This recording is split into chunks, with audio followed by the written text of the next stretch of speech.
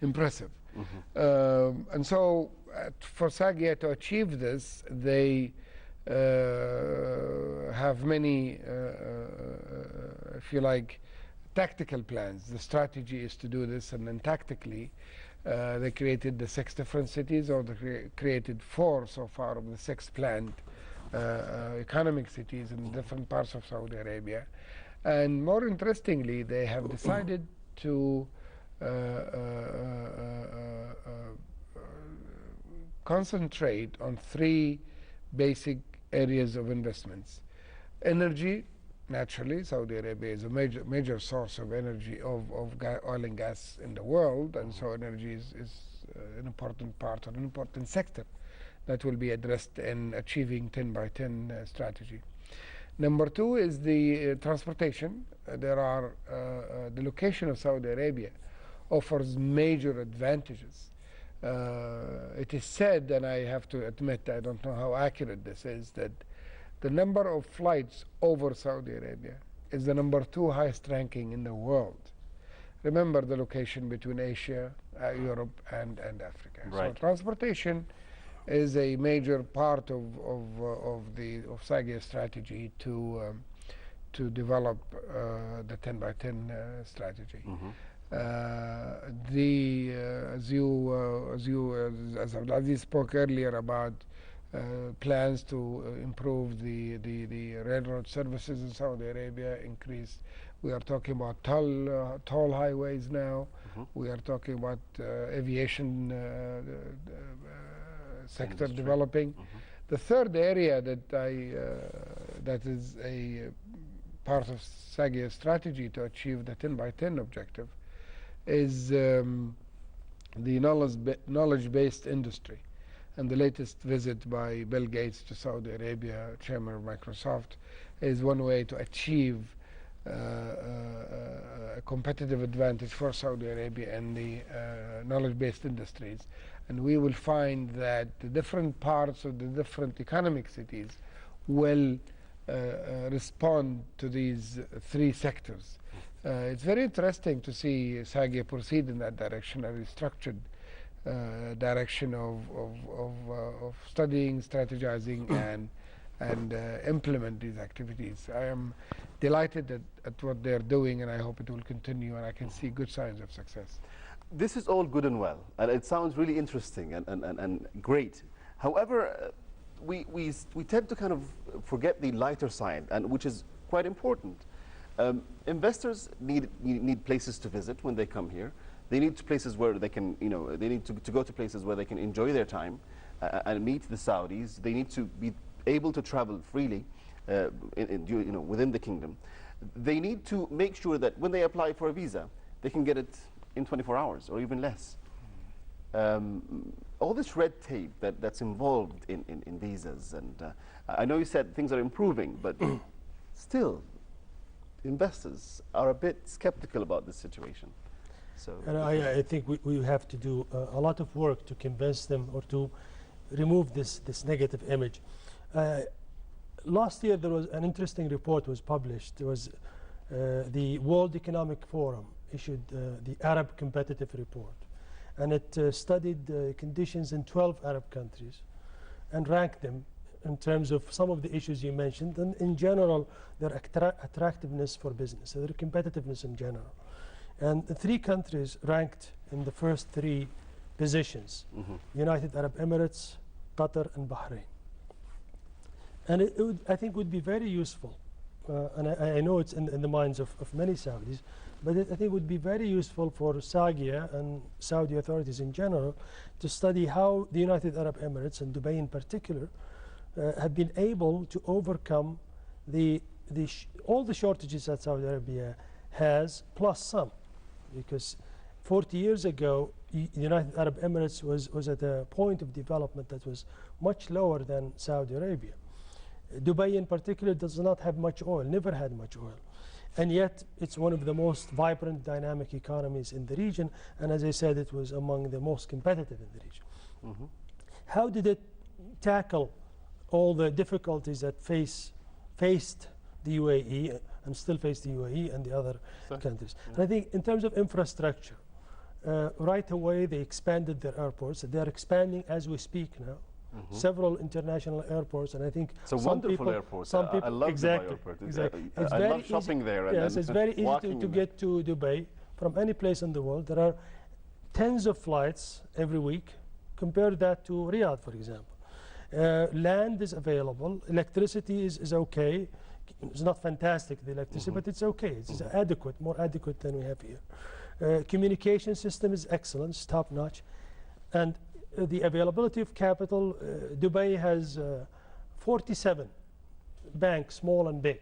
I think many people think that there are too many banks in Dubai, but at least capital is available.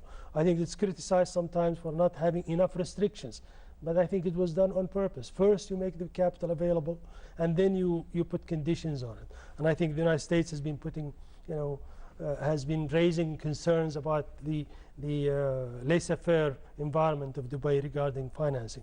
So it's really it's a whole package, really. The whole thing. Yeah, but except for one thing, and I think it's important. And the legal environment, I think they tackled it. They removed almost all obstacles. They created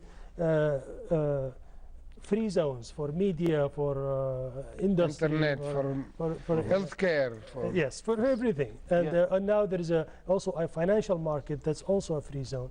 The Dubai International Financial Center. You'd be surprised of the number of Saudi companies operating in Dubai, in the United Arab Emirates. The number of Saudi companies that are establishing in Saudi Arabia branches or with their headquarters is increasing by about 800 to 1,000 a year in Dubai.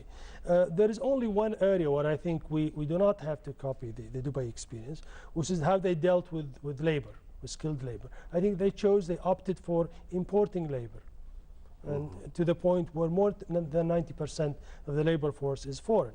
And I think we can do better than that. But on the other things, I believe we can benefit from all of that.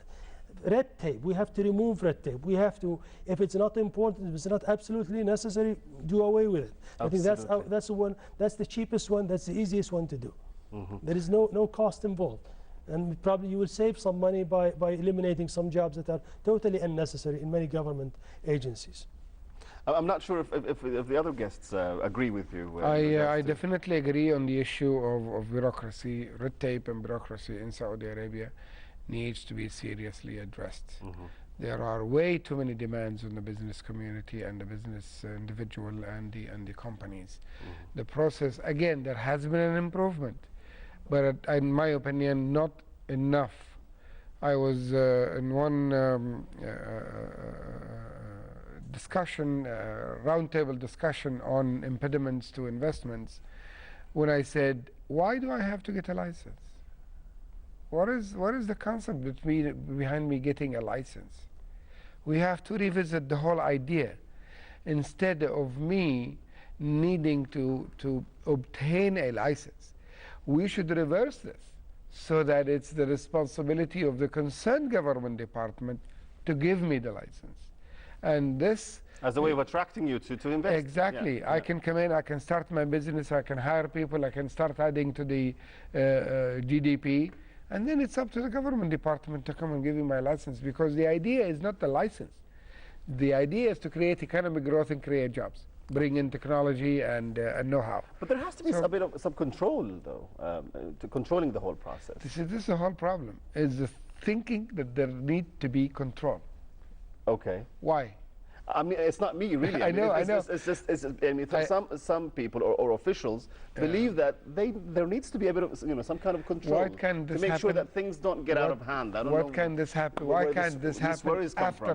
Why can't this happen after I get after I start creating jobs? Right. It happens after I start contributing to the growth of the GDP.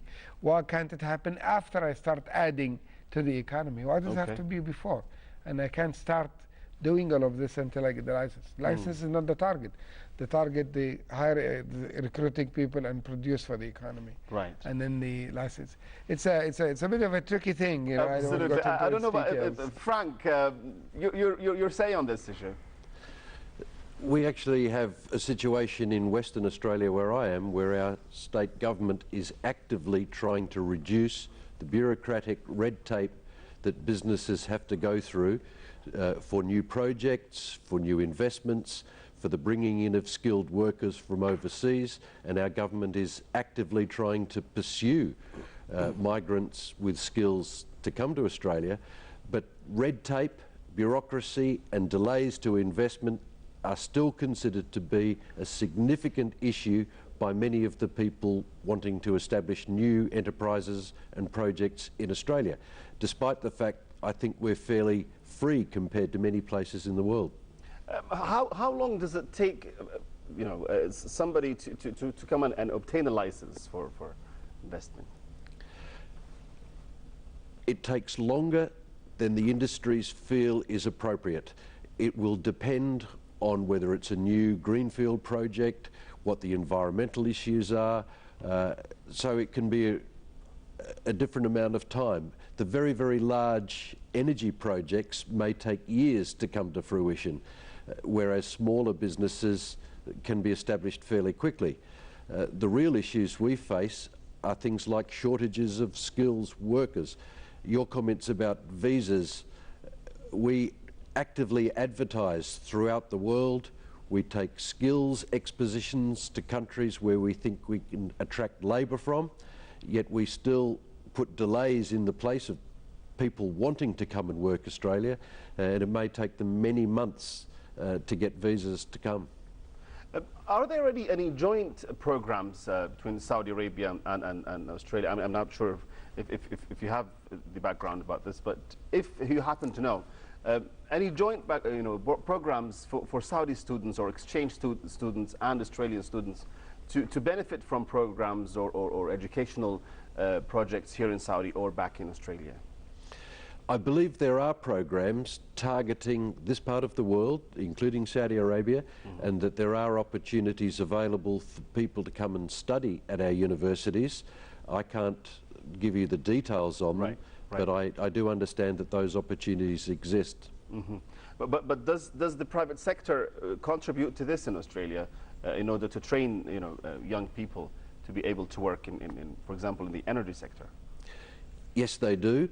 I mean, in my local government, the one I work for, we pay the majority of fees for people to study in technical areas where they wish to advance themselves and give us as a local government authority those highly technical skills that we need to do our job in delivering services to the people.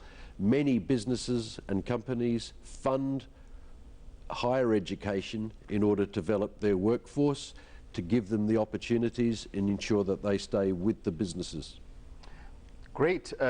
Gentlemen, the issue of integration of different GCC countries' policies in regards to investment, I think is quite important, and we can benefit from each other's experiences. Yes. And integrate our Yes. I think there are several tracks of economic integration between the GCC countries that's closely relevant to investment.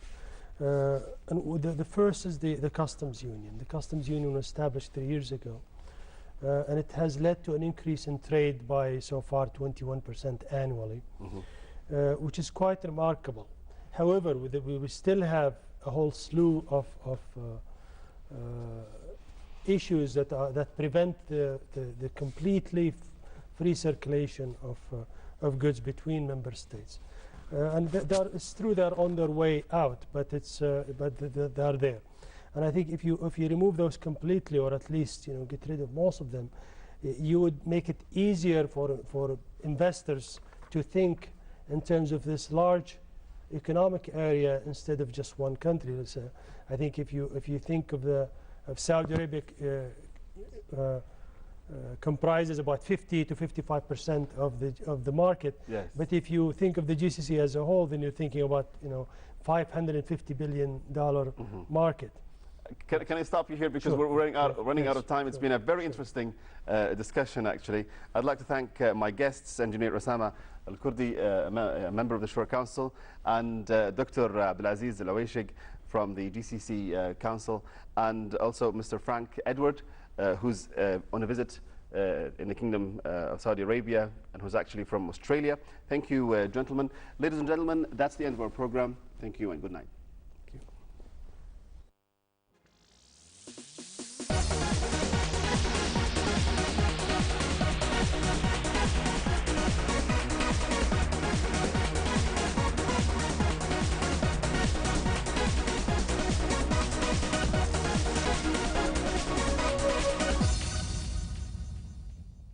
هذه القمة على قضايا